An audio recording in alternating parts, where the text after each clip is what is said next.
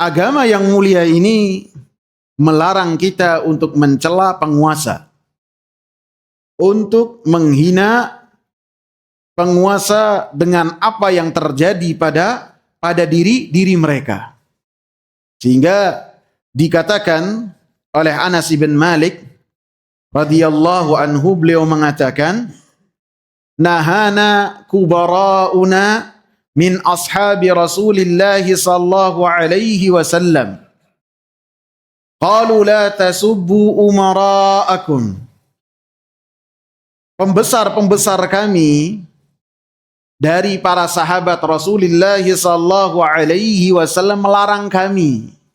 Jadi para pembesar-pembesar dari kalangan sahabat yang mereka ditarbiyah langsung oleh Rasulullah sallallahu alaihi wasallam, bagaimana muamalah mereka dengan diri mereka, bagaimana muamalah mereka dengan Allah, bagaimana muamalah dengan mereka dengan manusia, dengan pemimpin atau dengan orang yang dipimpin, bahkan dengan hewan dan tumbuhan, maka para sahabat telah diajar dan dididik langsung oleh Rasulullah sallallahu alaihi wasallam.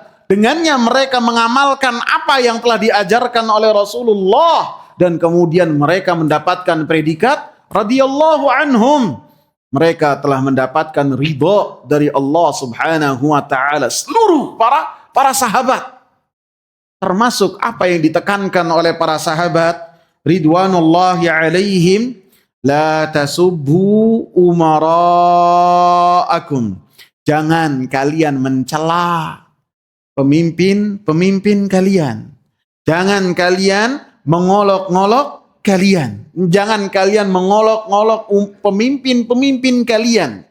Karena Allah Subhanahu wa taala jadikan penguasa sebagai hal yang dengannya membantu para manusia secara keseluruhan.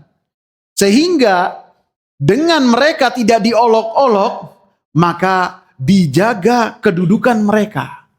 Dengan dijaganya mereka dari celaan, dari hinaan, maka menjadikan para penguasa itu memiliki kehormatan dan kewibawaan yang dengannya maka akan lebih menjadikan manusia tertolong, terbantu. Dengan apa? Dengan semua hajat mereka diatur dan diberesi oleh para penguasa. Sehingga para ulama, para sahabat ridwanullahi alaihim sangatlah memahami hal tersebut. Mereka tidaklah memberontak dalam keadaan apapun juga. Bahkan mereka senantiasa menunjukkan bahwasanya para penguasa dihormati bagaimanapun cara mereka mendapatkan kekuasaan. Karena pada hakikatnya penguasa itu mendapatkan kekuasaannya langsung dari Allah Subhanahu wa taala. Bagaimana kita dapati para sahabat ridwanullahi alaihim bertemu dengan Hajjaj bin Yusuf. Hajjaj bin Yusuf ini adalah pembunuh berdarah dingin. Dia menjadi panglima yang sangat ditakuti oleh manusia pada saat itu. Maka sahabat yang mulia Abdullah ibn Umar radhiyallahu anhu ketika mendapati bahwasanya Hajjaj bin Yusuf memerintahkan supaya kaum muslimin untuk berbaiat dan tunduk patuh kepada Abdul Malik ataupun kepada Marwan, maka Abdullah bin Umar langsung melaksanakan hal tersebut. Tidak ada keraguan di dalamnya. Dalam rangka apa? Menjadikan stabilitas keamanan itu terjaga. Sehingga manusia bisa beribadah dengan tenang. Yang pedagang bisa dagang dengan tenang, dengan nyaman. Bisa dengan kulakan melakukan perjalanan jauh, bisa dengan tenang, aman. Kondisi bisa dijaga. Dengan apa? Dengan adanya pemimpin yang pemimpin tersebut dihormati. Bagaimanapun cara mereka mendapatkan kekuasaan. Dan tidak mudah-mudah untuk mencela. Tidak mudah-mudah untuk membeberkan kesalahan-kesalahan yang dimiliki oleh penguasa yang dengannya kehormatan dari penguasa tersebut tidaklah terjaga. Sehingga dikatakan oleh Abu Utsman Az-Zahid, beliau mengatakan, fansah lis sultan, fansah lis sultan. Berilah nasihat kepada penguasa. Wa akthir lahu minad du'a'i bis salahi war rasyad. Tentu ketika memberikan nasihat kepada penguasa tidak mengumbar kesalahan-kesalahannya di depan kaum muslimin, tidak. Akan tapi berdua dengan penguasa tersebut dan memberikan nasihat-nasihatnya secara rahasia. Karena apabila nasihat tersebut diberikan di muka umum, di depan penguasa dan dihadiri oleh kaum muslimin, maka ini bukanlah nasihat akan tapi ngumbar aib. Sehingga ketika penguasa ini melaksanakan nasihat tersebut, salah. Ketika tidak melaksanakan nasihat tersebut, salah. Dua-duanya salah.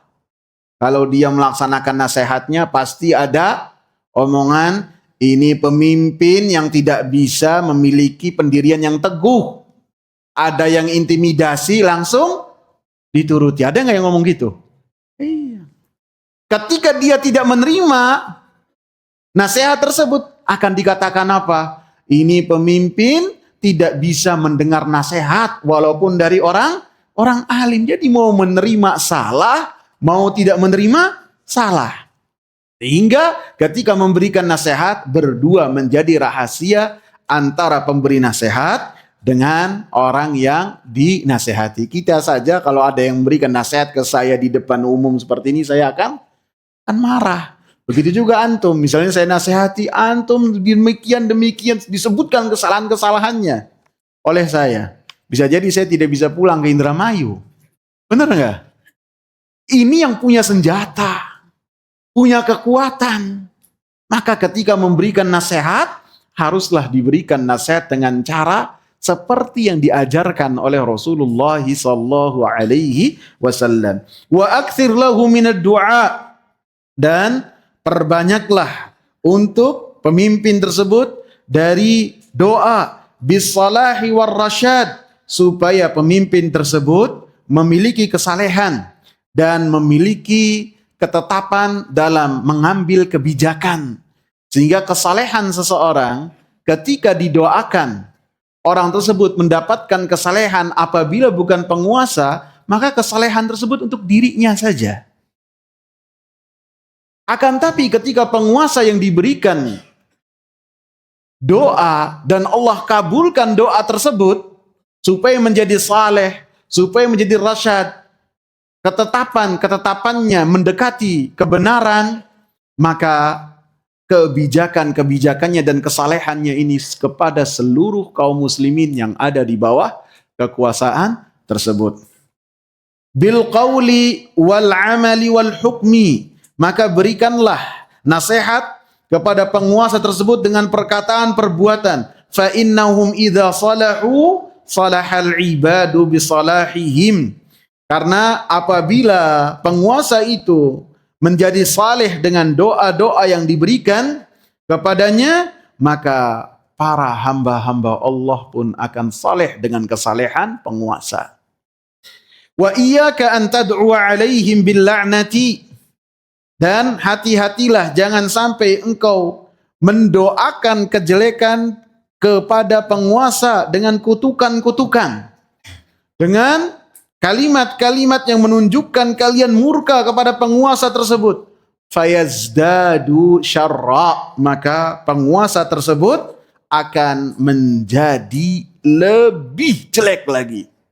Al-Imam Ahmad ibn Hanbal rahimahullah ketika ditekan oleh penguasa untuk mengatakan dengan perkataan-perkataan yang di dalamnya ada bid'ah yang berkaitan dengan keyakinan, Al-Imam Ahmad bin Hanbal sabar. Tidak mencela, tidak memerintahkan kaum muslimin untuk memberontak kepada penguasa, tidak. Begitu juga sebelumnya Al-Imam Malik, atau waktu zaman Al-Imam Ahmad, ada para ulama yang mereka dibunuh oleh penguasa pada saat itu karena mereka enggan untuk mengatakan apa yang telah diperintahkan oleh penguasa pada saat itu. Karena penguasanya pada saat itu bermadhab dengan madhab Mu'tazilah. Sehingga seperti Ahmad ibn Nuh dibunuh Bahkan Al-Imam Ahmad dicambuk dengan cambuk yang sangat banyak sekali. Sehingga disebutkan oleh putranya yang bernama Saleh ataupun Abdullah, bahwasanya Imam Ahmad itu senantiasa mendoakan kepada seseorang dengan kebaikan. Maka putranya ini bertanya kepada ayahnya, siapa ini yang orang kau doakan kebaikan? Kata Imam Ahmad, dia itu teman satu sel saya. Jadi teman satu selnya sama Imam Ahmad didoakan dengan kebaikan. Senantiasa Imam Ahmad tidak lupa terhadap orang tersebut. Orang ini telah dipenjara karena melakukan perampokan, melakukan kemaksiatan. Dia berkata kepada Imam Ahmad, wahai Imam, wahai Abu Abdillah, saya dicambuk dengan ribuan cambukan, saya sabar karena kemaksiatan yang telah saya lakukan. Seharusnya engkau lebih sabar ketika mendapatkan cambukan-cambukan dalam rangka taat kepada Allah Subhanahu wa ta'ala. Omongan demikian, ketika omongannya benar, walaupun yang mengatakan adalah orang yang berlatar belakang ahli maksiat, bahkan menzalimi orang dengan perbuatannya, maka oleh Imam Ahmad dipegang dan dia bersabar terhadap cambukan-cambukan yang didapat oleh Al-Imam Ahmad ibn Hanbal. Begitu juga Al-Imam Malik, Al-Imam Auza'i, Al-Imam Zuhri, Al-Imam Laits ibn Sa'ad, Al-Imam Atha ibn Abi Rabah, ketika mendapati terjadinya bisa dikatakan pemberontakan, bisa dikatakan sebagai peralihan kekuasaan dari Bani Umayyah ke Bani Abbas, maka pendiri Bani Abbas bernama Saffah. Kalau tidak salah namanya Abdullah bin Ja'far As-Saffah. Dia menjadi orang yang pertama mendirikan dinasti Abbasiyah pada tahun 132 Hijriah. Beliau mendirikannya di Baghdad. Pada saat itu ketika beliau mendirikan dinasti Abbasiyah, senantiasa membasmi dan membunuh orang-orang yang mereka dulunya bersama dengan Bani Umayyah. Bayangkan sehari orang ini membunuhnya 80 orang. Sehari. Bahkan terkadang habis membantai, dia minta dihamparkan karpet. Di atas karpet, di atas jenazah dari Bani Umayyah dia bermajelis. Dia ambil kopi, ambil teh, makan besar bersama dengan pasukannya. Keji sekali. Julukannya aja apa? Saffah. Pembunuh berdarah dingin. Tapi ketika orang ini memegang tampuk kekuasaan, para ulama tidak melaknatnya. Para ulama tidak mencelaknya. Akan tetapi tunduk patuh kepada orang-orang ini. Sehingga senantiasa mendoakan kepada orang ini kebaikan. Dan ini ditunjukkan oleh pembesar-pembesar dari para tabi'ut tabi'in. Seperti Al-Imam Malik, Al-Imam Zuhri, Auza'i, semuanya tidak memberontak kepada orang-orang ini. Bahkan Imam Ahmad ibn Hanbal sabar terhadap ketentuan Allah Subhanahu wa ta'ala yang menimpa dirinya. Karena apabila mereka menambah kejelekan-kejelekan mereka, dikatakan oleh Abu Uthman Az-Zahid, wa yazdadul bala'u 'alal muslimin, maka akan bertambah cobaan bagi kaum muslimin.